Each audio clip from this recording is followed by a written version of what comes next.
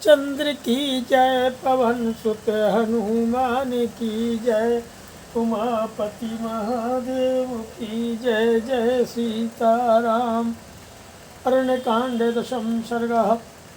अरण्यकांड के 10वें सर्ग में श्री राम का ऋषियों की रक्षा के लिए राक्षसों के वध के निमित्त की हुई प्रतिज्ञा के पालन पर दृढ़ रहने का विचार प्रकट करने का वर्णन है। श्री हनुमान जी महाराज सुनने की कृपा करें।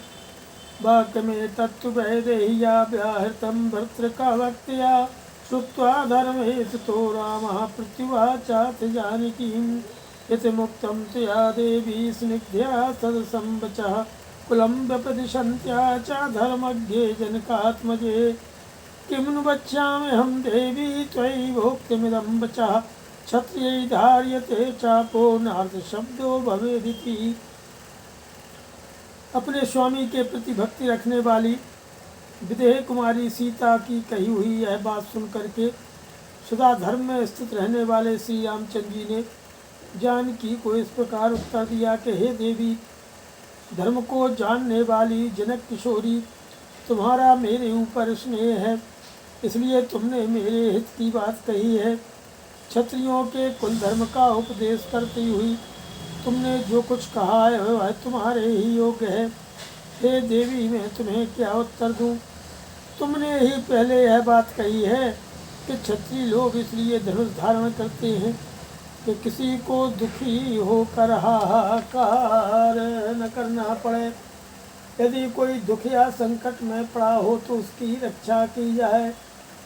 ते चारिता दंडकारण्ये मुनिया संसितव्रताः मां शीतोषयामागम शरण्यं शरणं गताः।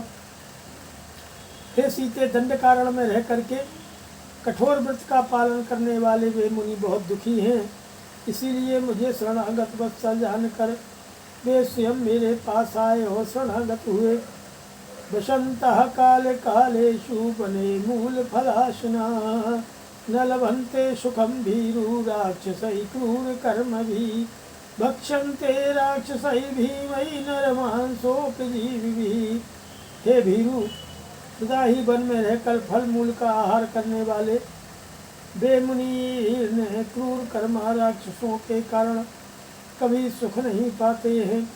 मनुष्यों के मांस से जीवन निर्वाह करने वाले वे भयानक राक्षस उन्हें मारकर खा जाते हैं।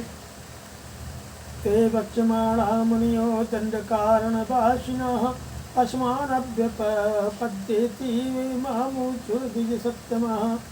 उन राक्षसों के ग्रास बने हुए वे दंड कारणवासी द्विज श्रेष्ठ मुनि हम लोगों के पास आकर मुझसे बोले, वे प्रभु हम पर अनुग्रह कीजिए। मया तु वचनं श्रुत्वा तेषामेवं मुखाच्युतं त्यक्त्वा वचन शुश्रूषां वाक्यमेतदुदाहृतम्।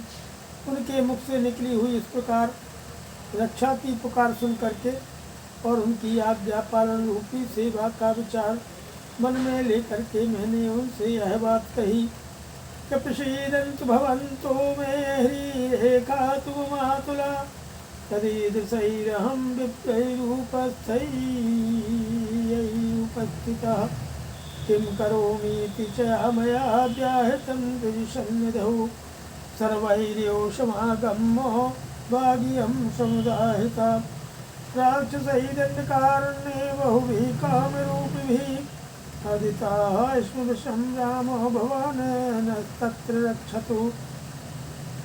हे महर्षियों, आप जैसे ब्राह्मणों की सेवा में मुझे स्वयं ही उपस्थित होना चाहिए था, परंतु आप स्वयं ही अपनी रक्षा के लिए मेरे पास आए, यह मेरे लिए अनुपम लज्जा की बात है। पता प्रसन्न हो, बताइए मैं आप लोगों की क्या सेवा करूं।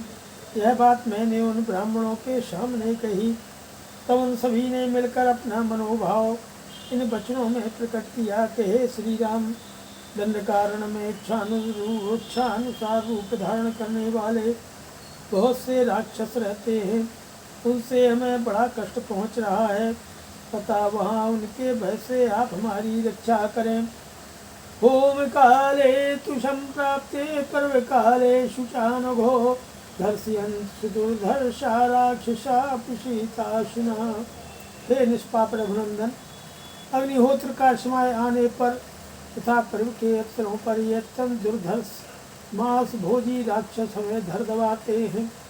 राक्षसै धर्षितानां च तापसानां तपस्विनां गतिं मृगे माणानां भवान्नः परमागति।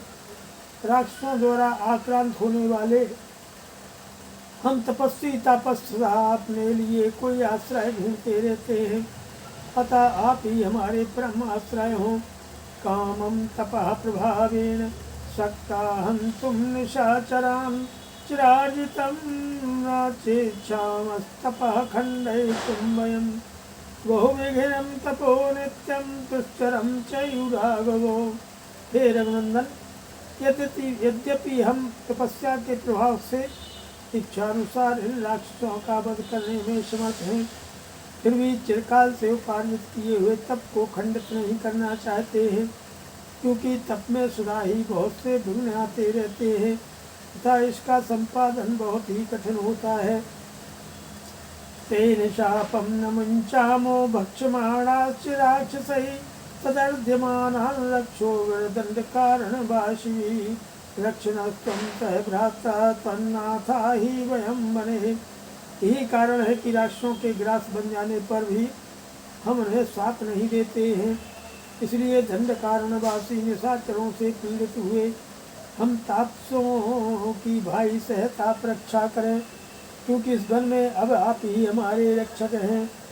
मया चैतत्पचः श्रुत्वा कार्त्स्नेन परिपालनम् ऋषीणां दंडकारण्ये संस्कृतं जनकात्मजे। हे जनक नंदिनी, दंड कारण में ऋषियों की यह बात सुनकर मैंने पूर्ण रूप से उनकी रक्षा करने की प्रतिज्ञा की है। संस्कृत्य च न शक्ष्यामि जीवमानः प्रतिस्रवं मुनीनामन्यथा कर्तुं सत्यनिष्ठं हि मे सदा। अप्यहं जीवितं जहेयं त्वां भासीते स लक्ष्मणां न तु प्रतिज्ञां संस्कृत्य ब्राह्मणेभ्यो विशेषतः। मुनियों के सामने यह प्रतिज्ञा करके अब मैं जीते जी इस प्रतिज्ञा को मिथ्या नहीं कर सकूंगा, क्योंकि सत्य का पालन मुझे सदा ही प्रिय है। हे सीते, मैं अपने प्राण छोड़ सकता हूँ, तुम्हारा और लक्ष्मण का भी परित्याग कर सकता हूँ, किंतु अपनी प्रतिज्ञा को विशेषता ब्राह्मणों के लिए की गई प्रतिज्ञा को मैं कदापि नहीं छोड़ सकता। तदवश्यं मया कार्यं ऋषीणां परिपालनम् अनुक्तेनापि वैदेही प्रतिज्ञाय कथं पुनः। मम स्नेहात् सौहार्दादिदेवोक्तं त्वया वचः परितुष्टोऽस्म्यहं सीतेन हनिष्ठो अनुशासितेन। इसलिए ऋषियों की रक्षा करना मेरे लिए आवश्यक कर्तव्य है। विदेह नंदिनी ऋषियों के बिना कहे ही उनकी मुझे रक्षा करनी चाहिए थी। फिर जब उन्होंने स्वयं कहा और मैंने प्रतिज्ञा भी कर ली, तब अब उनकी रक्षा से मैं कैसे मुँह मोड़ सकता हूँ।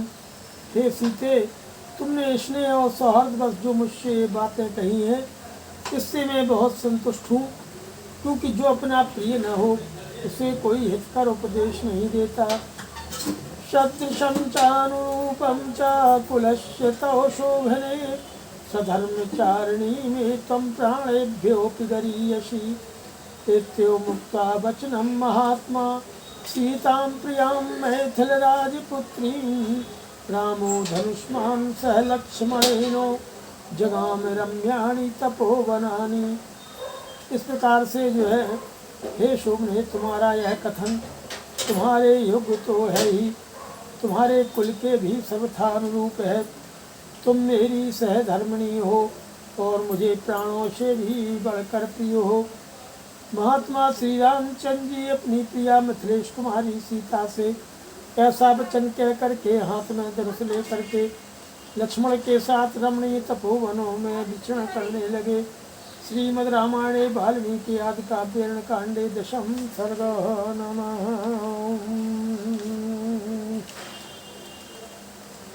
सियावर रामचंद्र की जय, पवन सुत हनुमान की जय जय।